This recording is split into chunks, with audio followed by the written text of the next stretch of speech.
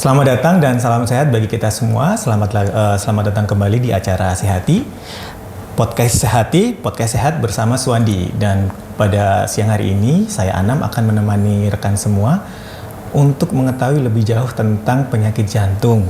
Apa sih sebenarnya penyakit jantung itu? Karena dari data yang saya peroleh, penyakit jantung merupakan salah satu penyakit pembunuh nomor 1 di dunia dan nomor 2 di Indonesia dengan angka 17,8 juta kematian atau 1 dari 3 kematian di dunia setiap tahun disebabkan oleh penyakit jantung. Dan pada saat ini, pada kesempatan yang berbahagia ini, kami telah mendatangkan narasumber yang sangat berkompeten. Beliau merupakan dokter spesialis jantung yang juga berpraktek di Rumah Sakit Umum Daerah Dr. Muhammad Suwandi. Beliau adalah Dr. Andrianus Octavianto, spesialis penyakit jantung. Selamat datang, dokter. Selamat siang. Selamat datang, selamat pagi, siang, dan sore. Oke, siap. Karena nanti yang nonton bisa pagi, bisa siang, bisa sore, Oke, dokter. kapanpun ya. Siap. Mohon izin, dokter. Berdasarkan data yang saya tadi sampaikan, apakah betul, dok, bahwa penyakit jantung itu merupakan salah satu silent killer lah istilahnya, ya, dok, ya, yang ada di Indonesia menurut informasi yang dapat dokter sampaikan kepada kami? Benar banget ya. Jadi kalau ngomongin data baik dari Indonesia maupun dari dunia, salah satu atau nomor 1 pembunuh terbanyak adalah kasus jantung sih. Kasus jantung.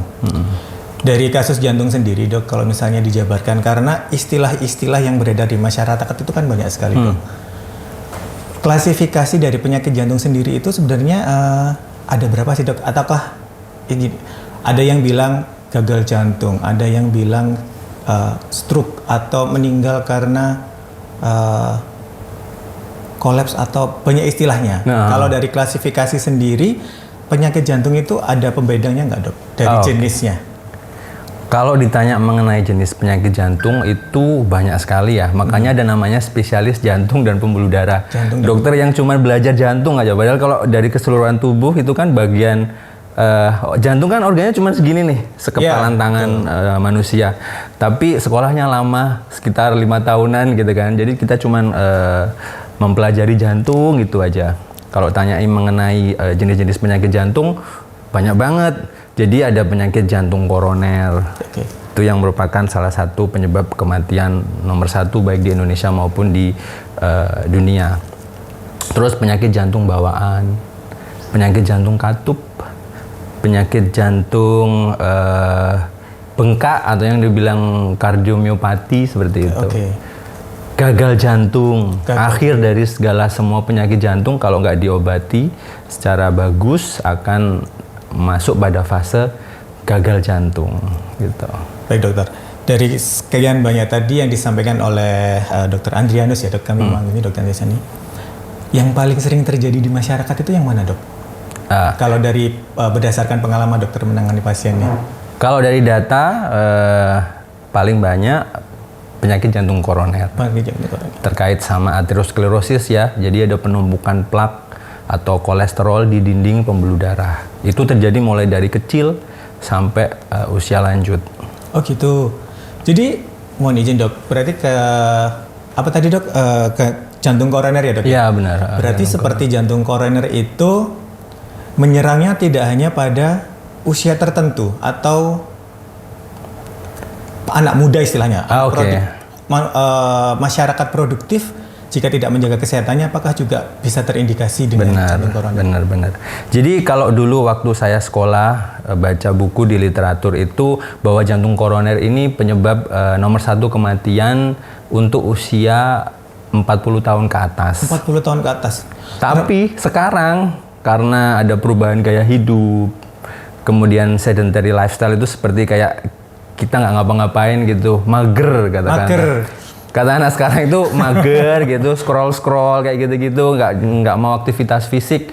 Jadinya trennya nih sekarang penyakit jantung koroner itu bisa ditemukan pada usia yang lebih muda. 30 tahun itu banyak sekali sekarang. Berarti untuk masyarakat umum seperti yang disampaikan oleh Dr. Andrianus bahwa jantung koroner itu salah satu penyebab tertinggi ya dok ya. Nomor 1. Dan sekarang sudah mulai bergeser trennya, yang sebelumnya rata-rata usia 40, sekarang usia 30 sudah mulai bisa terjangkit apabila kita semua tidak mulai merubah gaya hidup ya dok. Benar banget. Ini sedikit menarik dok, karena kalau melihat tadi usia 30 dan rajin, ini kasus yang baru-baru ini viral ya dok di sosial media, bahwa ada pemain bulu tangkis yang mengikuti perlombaan dari Cina itu, beliau atlet tersebut tiba-tiba kolaps di tengah-tengah perlombaan. Itu apakah juga salah satunya termasuk penyakit jantung koroner atau ada jenis penyakit jantung yang lain? Oke, ya. Jadi kalau orang awam bilang itu agak rancu antara mengenai serangan jantung dengan henti jantung mendadak. Itu yang harus dibedakan sih.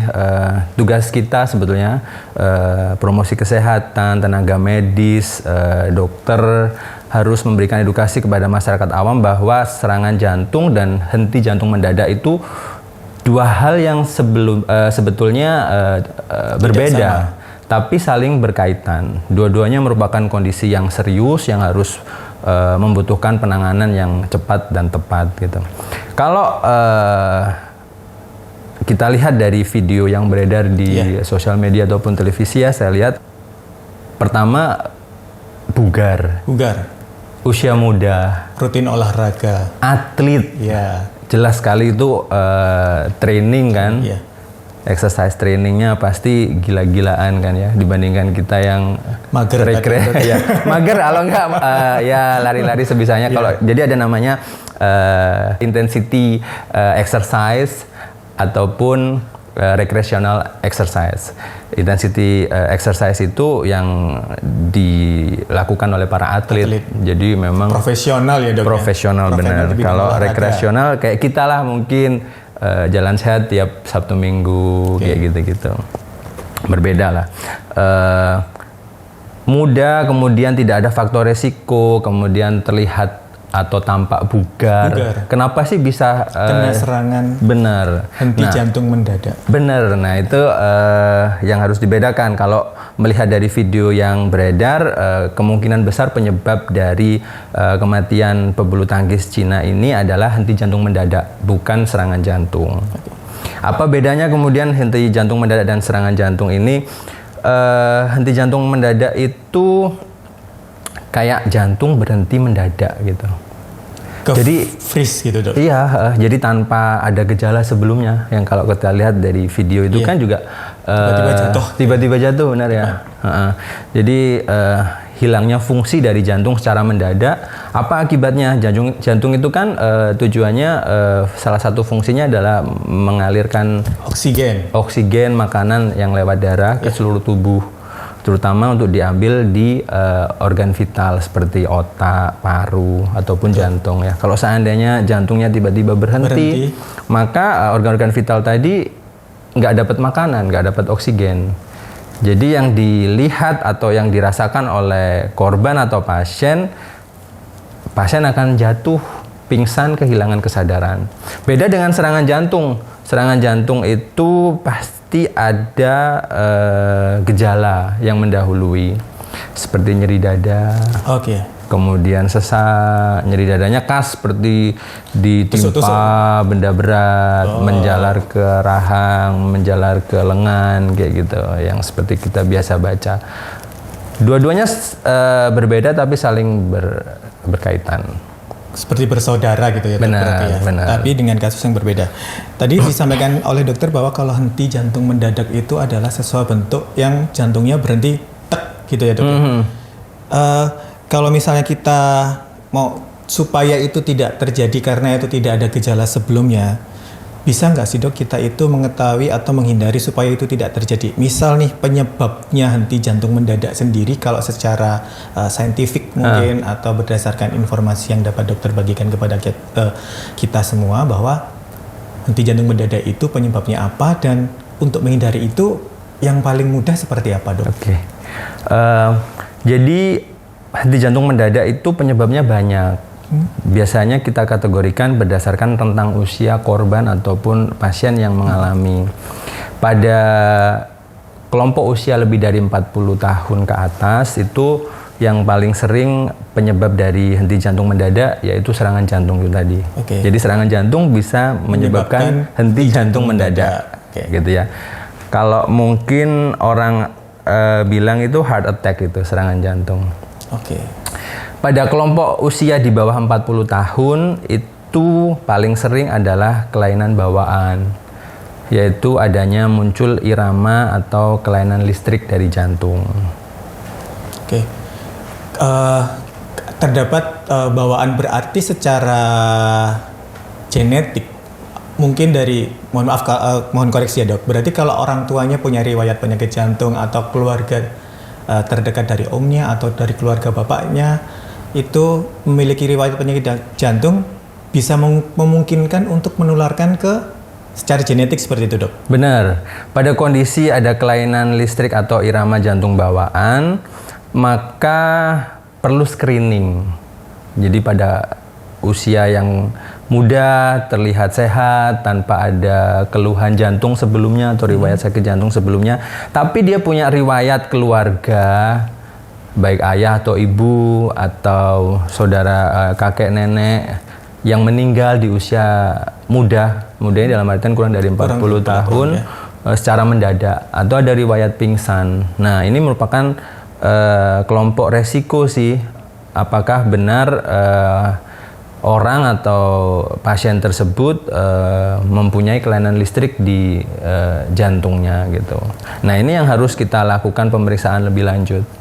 Untuk pemeriksaan sendiri itu dokter, itu paling aman atau istilahnya supaya masyarakat juga mengetahui rutinnya pemeriksaannya seperti apa, atau misalnya ketika punya riwayat keluarga yang memiliki penyakit jantung, sejak kapan sudah harus mulai diperiksa untuk menjaga kesehatannya untuk kedepannya, untuk mengetahui terapi yang selanjutnya seperti itu. Benar.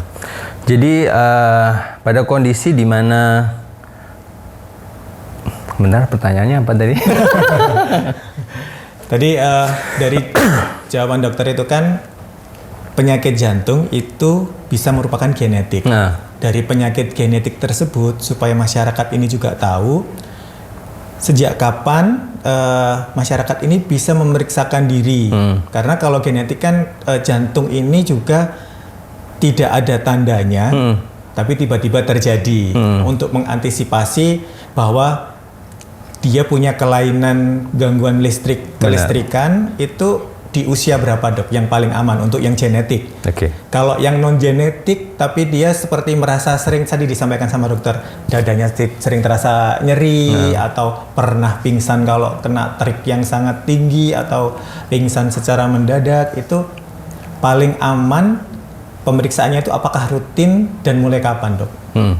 Jadi beberapa kelainan listrik jantung ini memang tidak bisa dideteksi dengan pemeriksaan yang sederhana, tapi dengan pemeriksaan jantung lanjutan seperti elektrokardiografi, ekokardiografi. Kalau orang awam bilangnya itu rekam jantung, USG jantung, kemudian treadmill, Holter monitoring, jadi perekaman jantung listrik selama periode tertentu, bisa 3 hari, bisa 1 hari, atau bisa 1 minggu.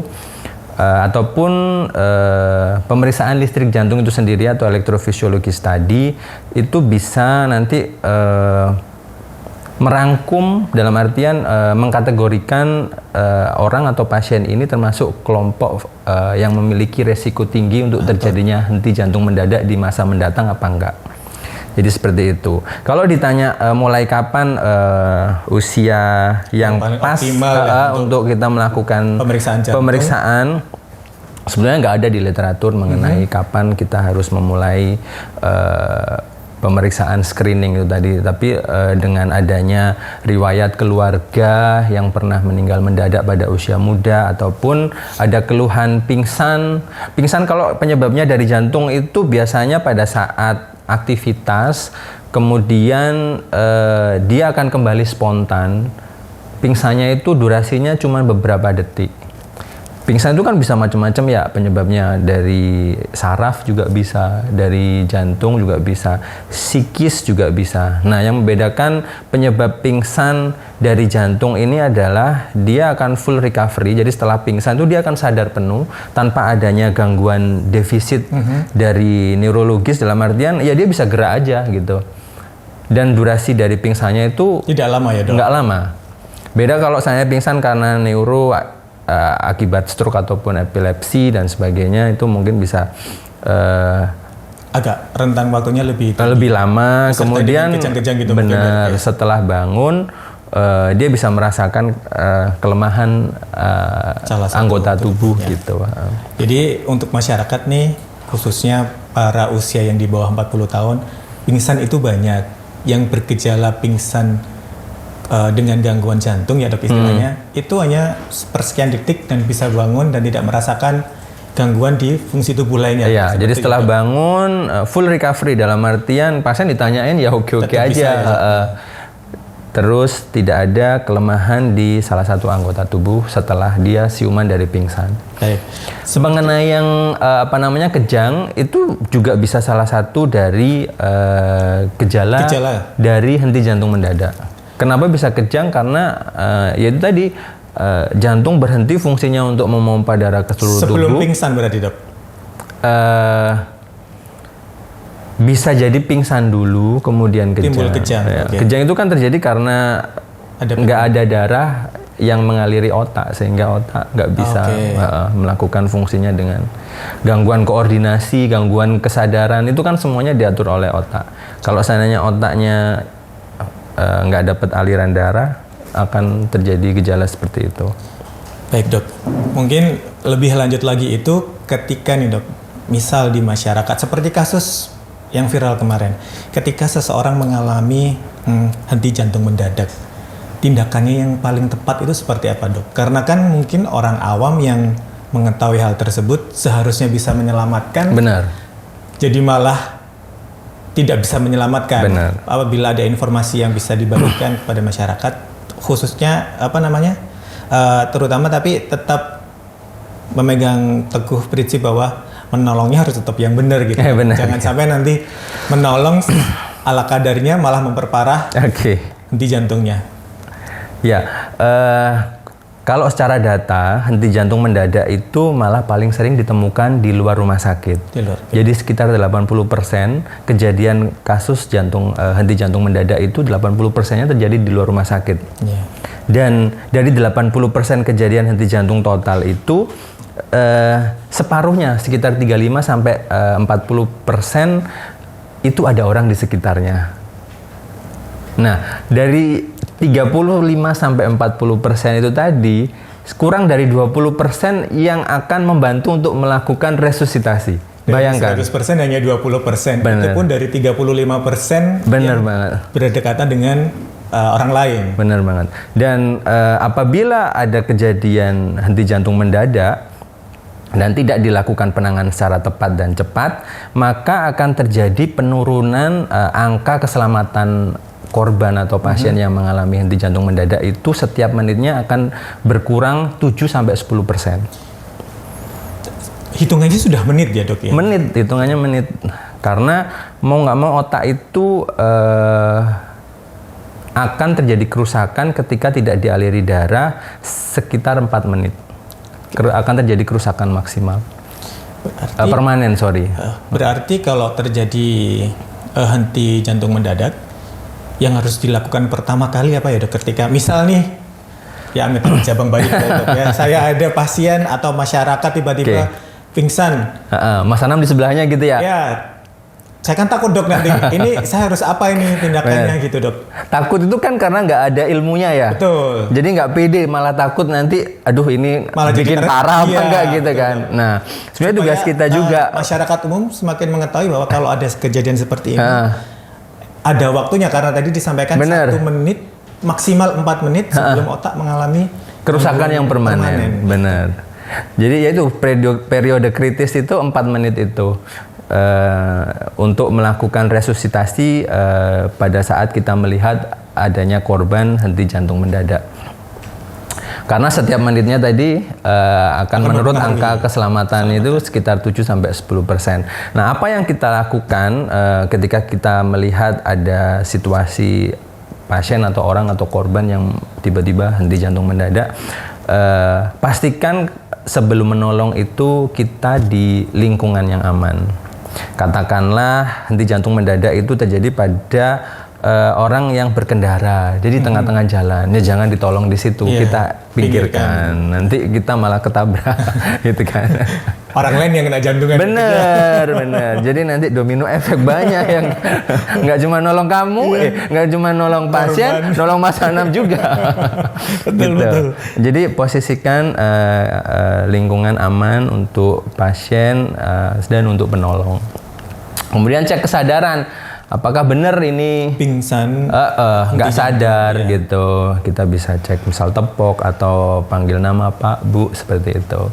Memastikan bahwa korban ini atau pasien ini nggak sadar. Jika tidak ada respon dari pasien atau korban, maka yang kita lakukan adalah memeriksa nafas. Ya, jadi kita lihat, rasa, dan dengarkan apakah ada nafas dari korban tadi. Jika tidak ada, maka mulailah itu kompresi jantung atau pijat jantung atau resusitasi sembari meminta pertolongan lebih lanjut. Misal ada telepon sekitar ambulans, untuk telepon tim medis. Berarti untuk mengantisipasi apabila masyarakat menemukan korban yang mengalami henti jantung mendadak, pertama selamatkan dulu, diamankan dulu, telepon ambulans, sambil dilihat kondisi pasiennya. Kalau memang benar-benar pingsan, dilakukan pijat jantung atau resusitasi tadi ya, Dok? Benar. Baik. Pastikan bahwa pasiennya nggak sadar, tahu-taunya dia ngantuk aja tidur, terus kita pijat. Salah sasaran itu ya. Yang penting untuk melakukan resusitasi itu adalah pijat jantung yang berkualitas. Nah, ini yang harus masyarakat umum banyak tahu ya, Dok. Karena itu dengan kondisi yang seperti sekarang ini, semakin tingginya proses jantung, sepertinya masyarakat umum ini juga harus mulai aware tentang basic life support. Gitu. Jadi supaya nanti bisa membantu orang sekitar. Dan juga apabila terjadi pada diri kita, kita juga bisa dibantu oleh orang sekitar kita. Benar. Jadi pengetahuan kita lah yang kemudian membatasi pasien itu antara hidup dan mati. Beratnya. Benar kan? Benar, Dok. Dengan kita mengetahui bahwa gimana cara melakukan pijat jantung yang berkualitas, angka harapan hidup atau angka keselamatan itu akan semakin tinggi dibandingkan dengan kalau banyak yang viral juga sebelumnya itu kalau ada korban jatuh dari sepeda dulu kan waktu awal-awal itu musim bersepeda ya. Sekarang mungkin lari. Tiba-tiba jatuh, malah ditepok-tepok tangan lengan sebelah kanan atau sebelah kiri. Itu kan nggak sesuai banget dengan pertolongan basic life support ya. Baik. Sama ini, Dokter, tadi karena itu kan berkaitan dengan jantung, dan tadi Dokter sempat sampaikan juga bahwa olahraga yang lagi ngetren ini sepertinya lari ya, Dok. Beberapa orang itu juga sedikit memaksakan gitu supaya ikut trennya, dia tanpa berlatih terlebih dahulu langsung ikut lari. Ada heartbeat ya, Dok. Biasanya kan teman-teman ini sudah pakai smartwatch untuk memantau heartbeatnya nih, karena ada orang yang olahraganya terlalu diforsir sehingga itu tadi seperti mungkin yang pebulu tangkis ini itu juga terlalu diforsir, heartbeatnya naik, pingsan. Kalau secara orang awam, detak jantung yang paling normal ketika berolahraga itu batasnya berapa, Dok? Supaya menjadi batasan masyarakat umum juga untuk mengetahui ketika berolahraga batasnya seperti apa sih, supaya jangan sampai terjadi henti jantung mendadak. Karena sepak bola pernah, Dok, kasusnya meninggal di tengah lapangan juga pernah. Sekarang yang baru-baru bulu tangkis, bersepeda juga pernah. Berarti kan jangan-jangan terlalu aktif berolahraga itu tanpa memperhitungkan dirinya sendiri itu juga berbahaya untuk diri kita gitu, Dok. Jadi seberapa aman sih kita melakukan olahraga untuk tubuh kita sendiri gitu ya. Jadi benar. Jadi kalau seandainya ditanya olahraga itu apa sih sebetulnya efeknya ke jantung gitu kan? Iya, sebelum kok ada olahraga orang yang melakukan olahraga, maksud saya ada orang yang melakukan olahraga ini nggak kenapa-kenapa, terus ada orang juga yang melakukan olahraga yang sama menimbulkan efek yang berbeda. Bener, bisa henti jantung mendadak. Jadi efek olahraga terhadap jantung ini sebetulnya banyak. Dia bisa meningkatkan adrenalin, hormon adrenalin. Hormon adrenalin itu ketika tinggi pada saat waktu olahraga, maka dia akan meningkatkan denyut nadi dari jantung itu. Otomatis jantung akan dipaksa untuk melakukan kerja yang lebih berat dibandingkan dengan waktu tidak berolahraga. Pada kondisi high intensity training atau exercise yang high intensity itu bisa kita lihat dari pengukuran denyut jantung berdasarkan usia. Jadi maksimal heart rate atau maksimal denyut jantung berdasarkan usia itu 220, kemudian dikurangi sama usia kita. Katakanlah Mas Anam usia 17 nih ya, 17 ya. 17. Jadi 220 kurangi 17. Berarti berapa itu? 203 lah maksimal. Okay. Nah, itu maksimal. Kalau Mas Anam melampaui itu malah berakibat nggak bagus untuk jantung.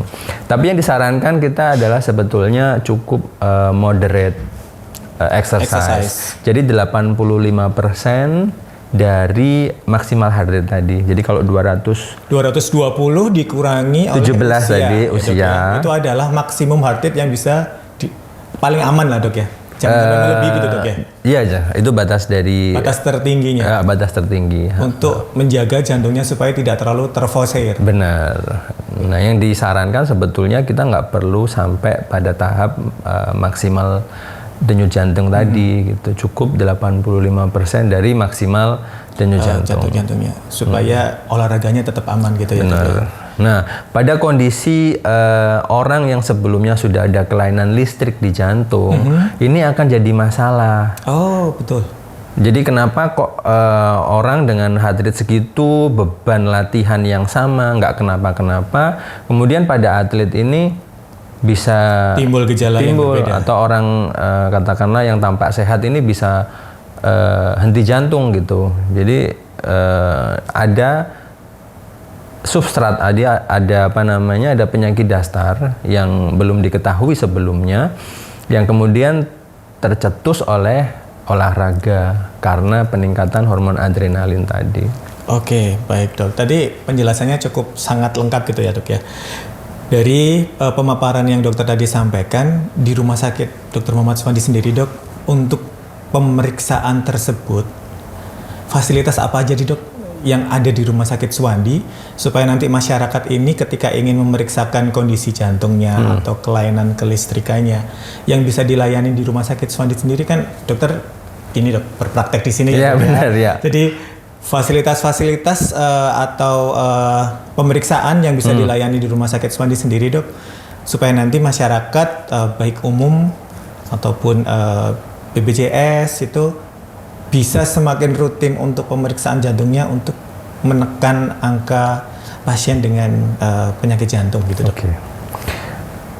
Untuk layanan bagian jantung di Rumah Sakit Umum Dr. Muhammad Suwandi ini sangat lengkap. Yeah. Kita ada elektrokardiografi atau rekam jantung, kemudian ada ekokardiografi atau USG jantung. Kemudian ada CT scan untuk melihat pembuluh darah jantung, ada pemeriksaan koroner, kateterisasi yang dilakukan di cath lab kita. Kemudian ada pemeriksaan Holter monitoring, itu untuk menilai apakah ada kelainan irama listrik jantung, serta yang mau ditawarkan oleh layanan baru di bagian jantung Rumah Sakit Umum Suwandi itu adalah tes listrik jantung atau elektrofisiologi, stadi dan ablasi. Apabila sudah diketahui bahwa pasien tersebut ada kelainan listrik di jantung, sehingga tidak terjadi atau mencegah henti jantung mendadak di masa mendatang. Ini yang paling terbaru ya dok? Ya. Kalau misalnya saya ingin tahu lebih detailnya dok terkait program yang terbaru ini, mungkin untuk mencegah supaya tidak terkena henti jantung mendadak ya dok ya. Berarti tindakannya dok, tindakannya dan alurnya masyarakat ketika ingin periksa hal tersebut itu apakah harus dengan pasien dengan riwayat tertentu atau masyarakat umum seperti apa dok? Nggak harus yang punya keluhan, karena yang tadi sudah dijelaskan bahwa henti jantung mendadak itu bisa terjadi kapanpun, siapapun, dimanapun. Bisa kita, bisa keluarga kita, ya kan? Jadi ketika ada kelompok resiko tertentu seperti ada keluarga yang meninggal pada usia muda secara mendadak ataupun ada riwayat pingsan, ayo periksa. Screening itu sangat penting karena henti jantung mendadak itu merupakan 50% gejala awal dari sakit jantung yang ada kelainan di listriknya. Oh, siap. Gitu. Jadi 50% kelainan listrik jantung itu gejala awalnya langsung henti jantung mendadak. Jadi nggak ada nyeri dada dulu, nggak ada mual dulu gitu. Istilahnya nggak ada speak iya, nggak ada. Langsung tembak, langsung terkena gitu ya dok. 50%-nya itu gejala jadi awalnya. Lebih aman memang melakukan screening terlebih dahulu. Benar. Baik, berarti itu nanti ketika pemeriksaan di Rumah Sakit Suwandi masuknya ke poli jantung ya dok? Benar, dari poli jantung nanti kita akan screening awal. Maksudnya ada divisi kan koroner, ada divisi aritmia seperti itu. Pasien yang profil dengan keluhan seperti ini atau ingin memeriksakan jantung kalau seandainya nggak ada riwayat sakit jantung ya, nanti akan kita periksa lebih lanjut. Butuh pemeriksaan yang apa seperti itu. Akan kita arahkan berarti ya. Jadi dari pemeriksaan awal ketika masyarakat ingin mengetahui lebih lanjut, nanti akan ada pemeriksaan awal baru akan diarahkan kemana gitu ya dok, untuk mengetahui kondisi dari pasien tersebut. Seperti itu ya dokter. Baik dokter, ini tidak terasa sebenarnya dok. Waktunya sudah berjalan karena kita juga dibatasi waktu, dan untuk masyarakat sekalian dan juga penonton podcast Sehati, mungkin lain kali kita perlu materi yang perpanjang ya dok ya. Jadi jangan ragu-ragu kalau nanti kita undang kembali supaya informasi kesehatan khususnya terkait dengan jantung dan pembuluh darah itu semakin tersebar luas di masyarakat, dan masyarakat sekitar juga dapat menerima manfaatnya sehingga bisa menolong sesama manusia. Benar. Gitu ya dok. Untuk masyarakat sekitar dan juga pendengar podcast Sehati, ketika ingin mengetahui informasi lebih lanjut terkait dengan permasalahan jantung dan pembuluh darah, informasi akan selalu kita berikan secara berkelanjutan melalui sosial media kita yang akan ada di bawah. Tinggal diklik aja.